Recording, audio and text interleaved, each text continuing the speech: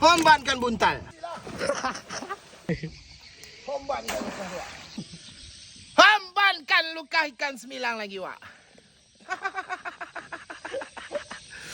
Jadi Wak, cerita hari ni kita angkat lagi Wak luka ikan semilang itu Wak. Tekong ganti Wak karena tekong yang kemarin tu anaknya demam Wak. Bismillah. Kuat arus Wak. Lambat lu sampan. Banyak kau. Dekat sini ni.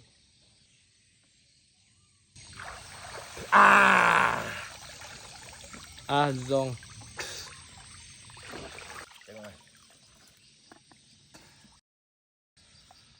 Aku yakin Wak ikan ni berbalik Wak sebab ini lubang ni besar Wak. Tengok nanti Wak ya, satu kali lagi kita pasang. Kalau seandainya tak kena juga ikan, kita ganti injap dalam ni Wak. Kalau sudah diganti injap dalam tak kena juga Wak, kita umpankan aja luka ni ke lautan sana. Tekor Wak membeli sarden.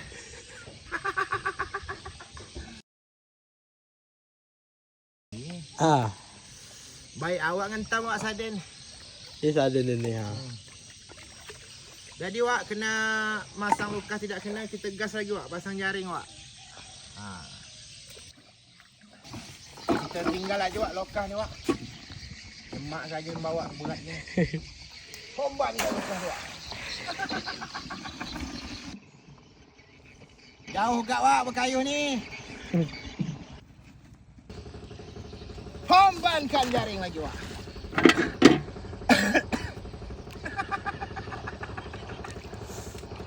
Gila Wak, terbatuk-batuk Wak.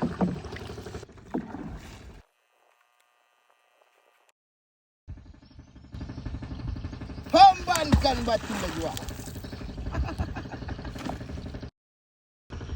Hombankan pelampung lagi Wak.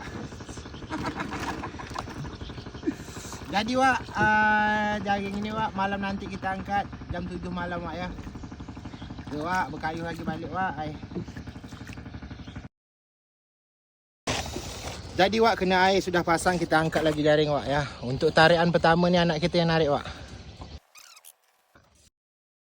Jaring baru cok, kena 9.